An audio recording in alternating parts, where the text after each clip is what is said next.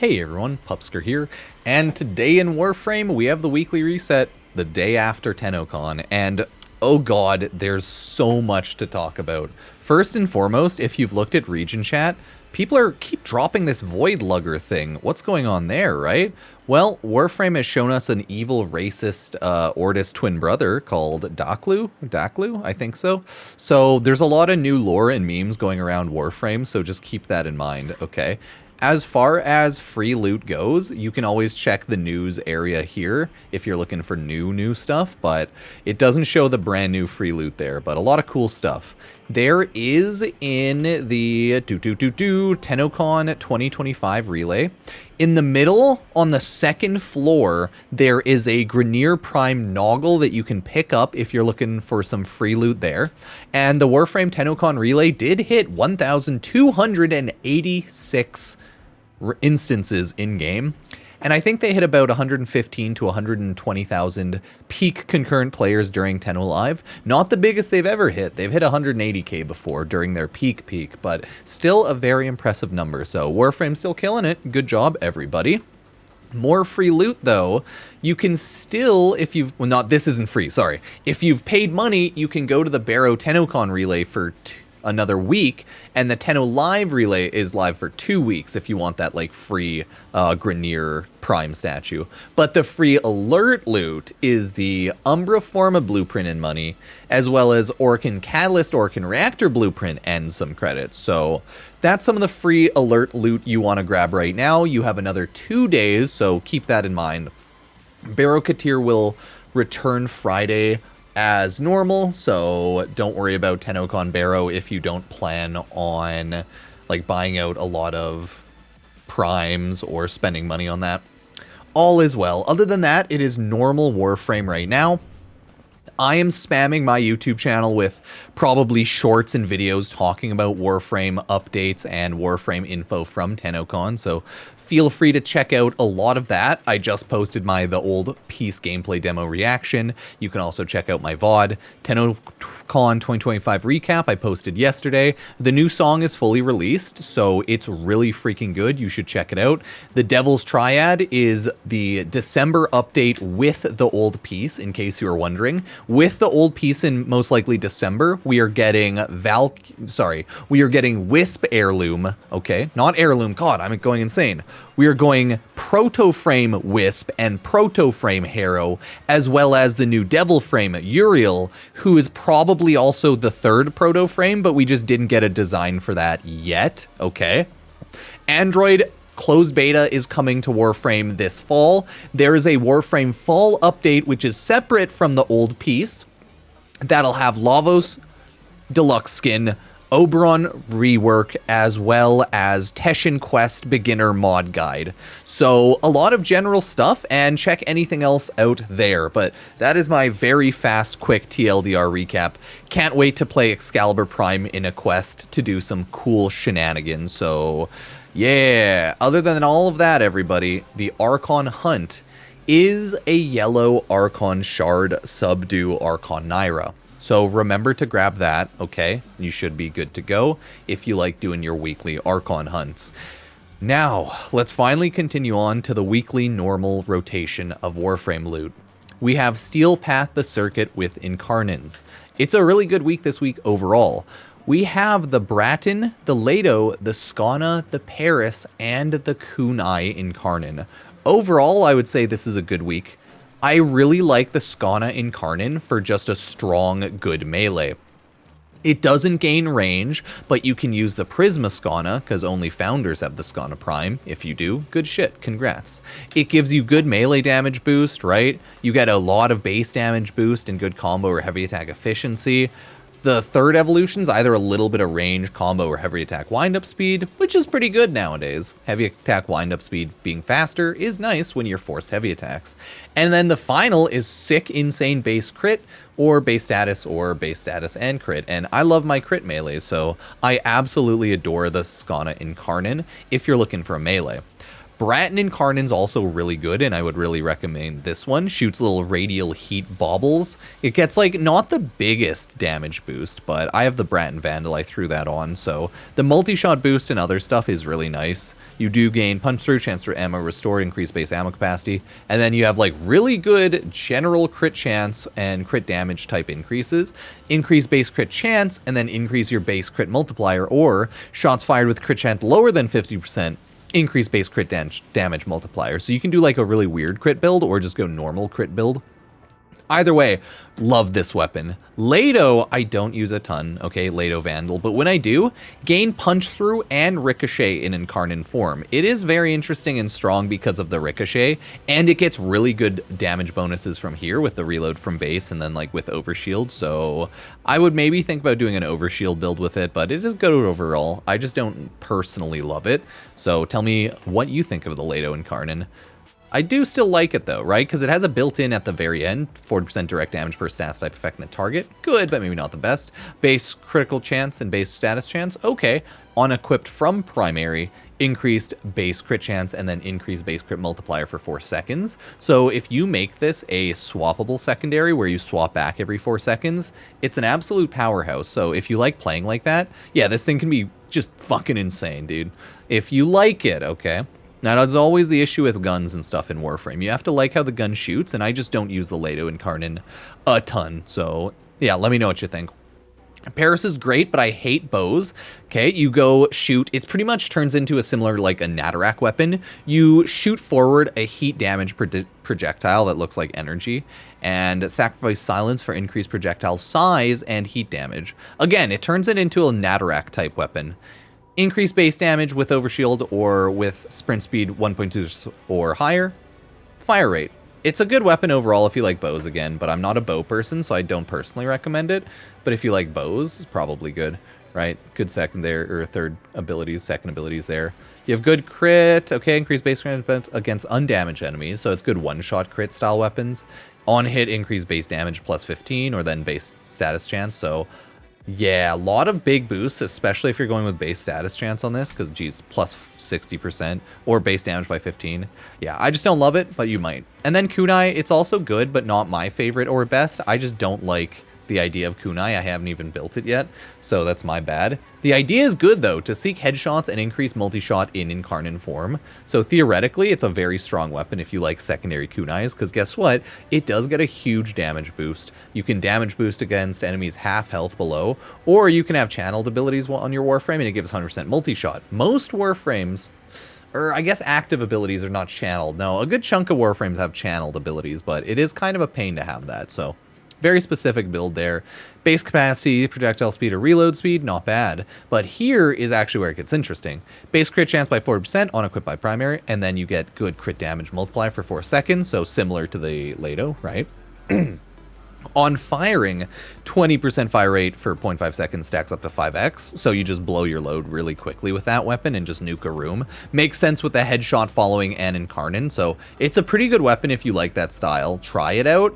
But it's definitely set up for like horde killing in regards to that. And then last is base crit and base status. So yeah, I never would really personally care about these a ton, but you might. So go for it. I'll experiment them with eventually, but I just don't care too much, as you can see, about Kunai, as they're the only ones I haven't installed. Either way, this is the rest of everything. So yeah, grab what you need for Rivens.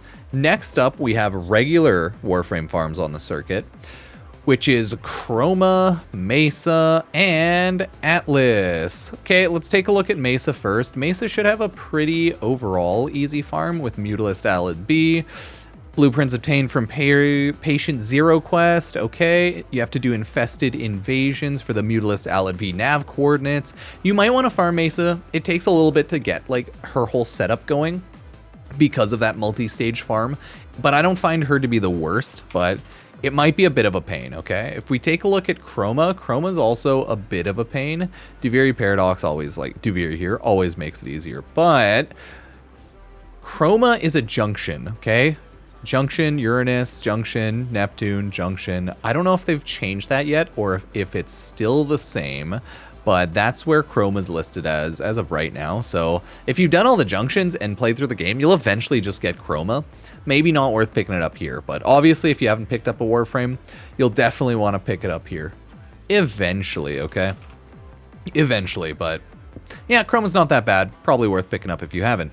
Last and least, but not least, is Atlas. So for Atlas, you have to do the Jordis Precept quest to fight the Jordis Golem, and then unlock and keep fighting the Jordis Golem on Eris. Takes a little bit of time, but it's also not the worst. So it's your choice. Like, Mesa and Chroma are a bit annoying. Atlas is also a little bit annoying, but like not terrible, man. Like not terrible at all. So yeah, go with the one you need, go with the one you want. Mesa's the coolest Warframe out of all of these and the most popular to play.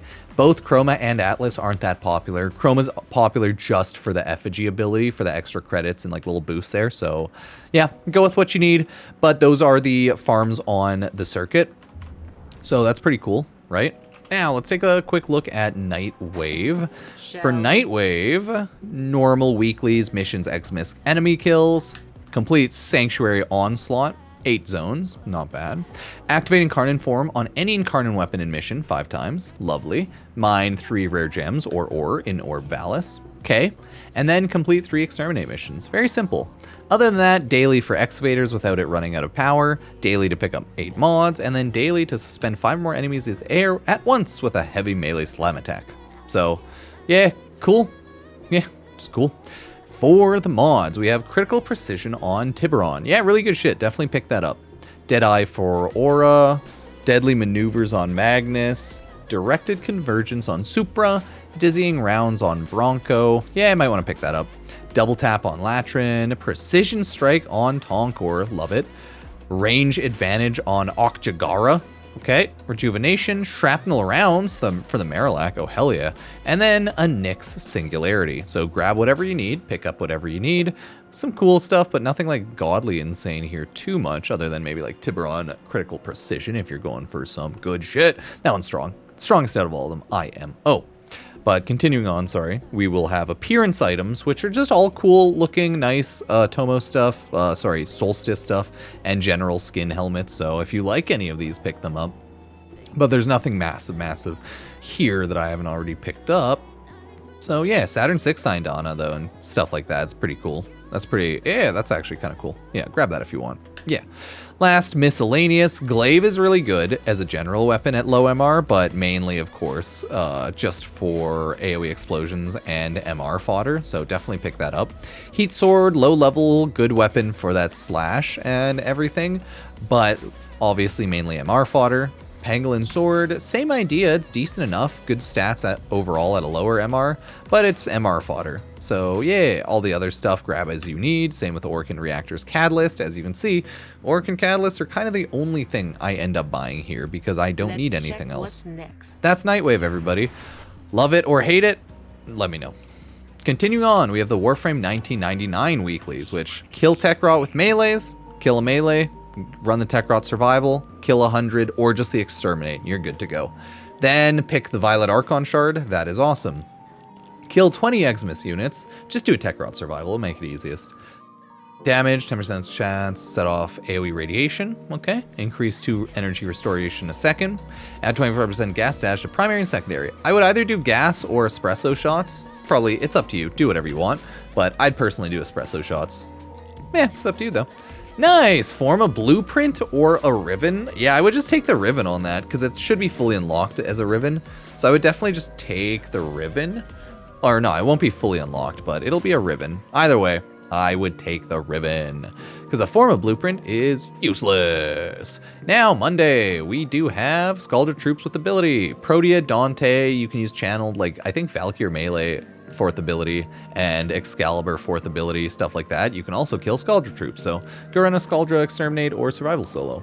Then you have Eleanor and then Arthur's birthday. Fun fact, the Proto Frames, Wisp, the unknown one, probably Uriel, and the Harrow, there we go, Proto Frame, will be romanceable in Warframe. So I guess we'll have more Warframe birthdays and everyone will start dating Wisp.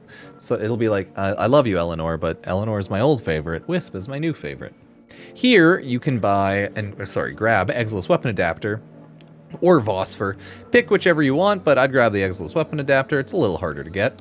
Not terribly hard, but a little harder. Landing from Bullet Jump, gain electricity, gaining combo of 7, multiply all melee attacks, fire off waves of energy. Okay, those ones have cool drip. And then cast ability, increase ability strength by 2%, efficiency by -1 per energy unit per used ability, 5 seconds. I would probably do this one because I want more strength. It's up to you though. Kill 500 Tech Rot. Run a Tech Rot survival and just murder the shit out of them with the whatever Warframe you want.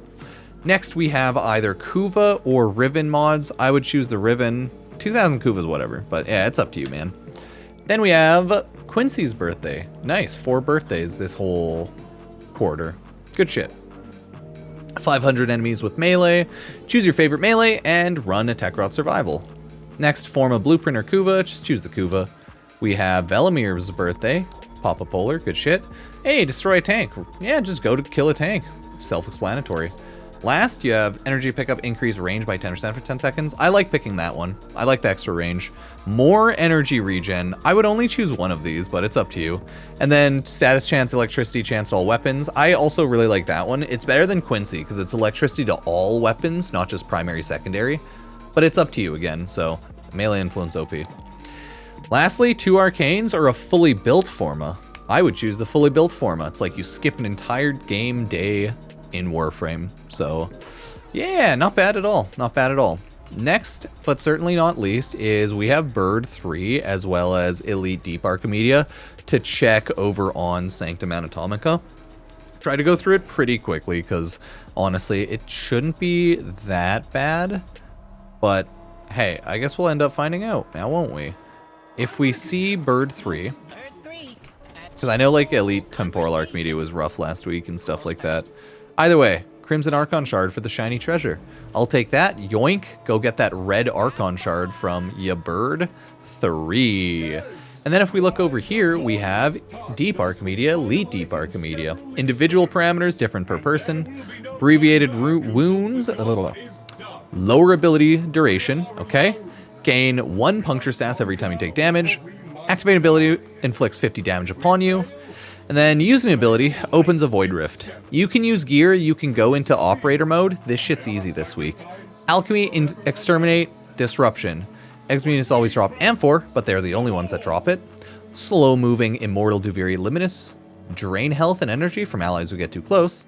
And then lastly, all enemies have Overguard equal to 50% of their max health. That's not bad at all for an alchemy. No, that's fine. Exterminate. Enemies take 9% less damage from non-weak point hits. Oh, that's a pain in the ass, but not the worst, depending. Allies within 4 meter range slain enemies gain 20% fire rate at the cost of 50% ammo efficiency. Not bad as well. Enemies deal 50% less damage, take 50% more damage, but gain 50% movement speed, attack speed, and fire rate. Honestly, for Exterminate, that's nothing. That should be easy. And then Disruptions. 2 Necromech Demolishers will attack any conduit, but their health is reduced. Okay. Guardian Xmas units may be encountered, including Guardian Xmas Necromechs.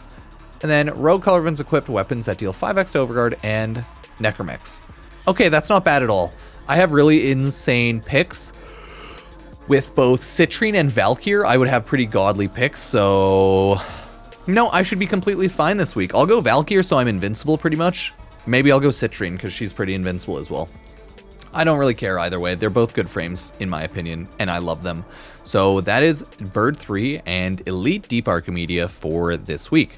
Now, we are going to quickly run on over to your boy Teshin. If you don't know, Teshin is on any relay, and you can just fast travel to Teshin very quickly.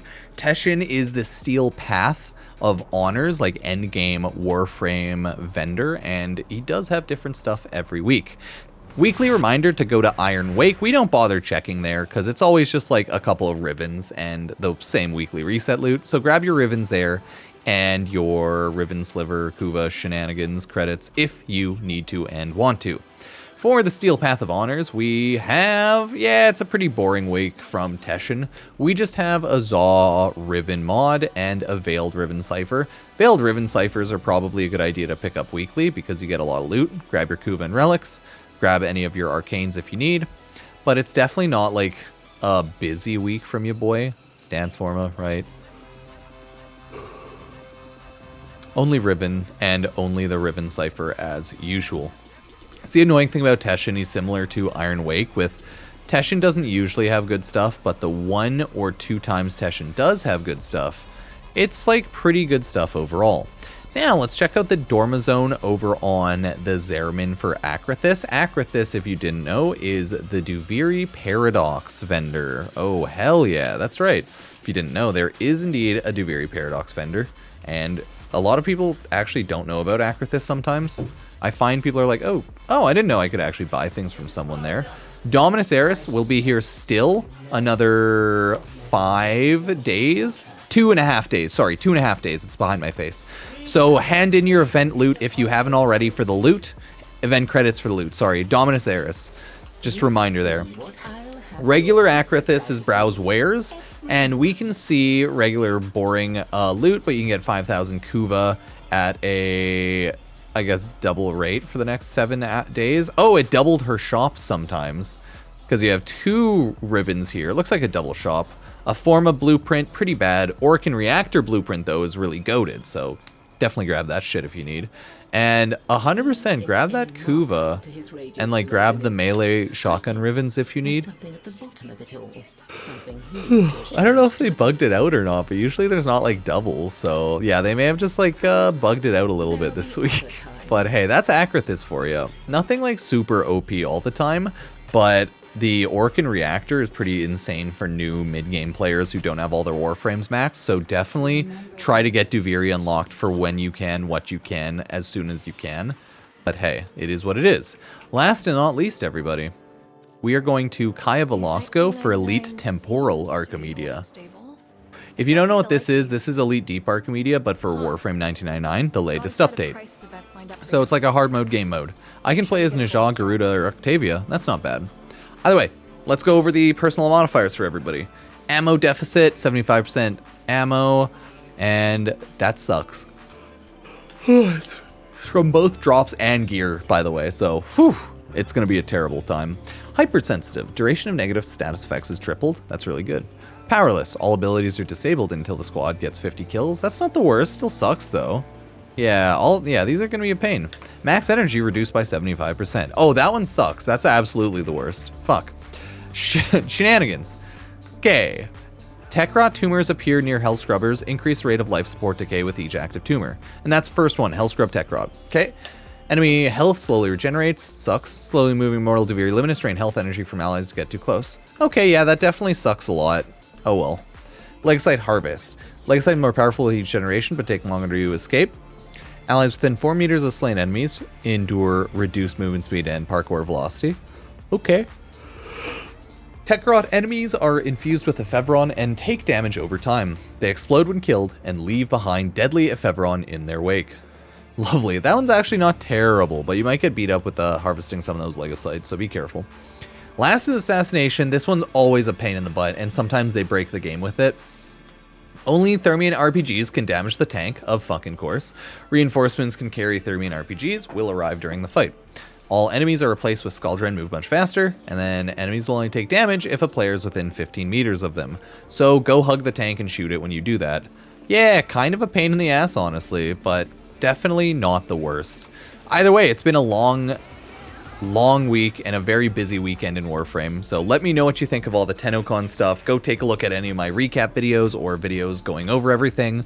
Just to put on note, I was right about Caliban Prime being the next. I was right about Excalibur Prime fully coming back to the game as a playable quest Warframe or cutscene type of NPC, and for that, I say, lol, good memes, everybody. It was a lovely Warframe showcase, and I can't wait to play Excal Prime after 13 years. So let me know what you think. Sub, like, use Epic Games creator code Pupsker to support the channel, and we will continue on.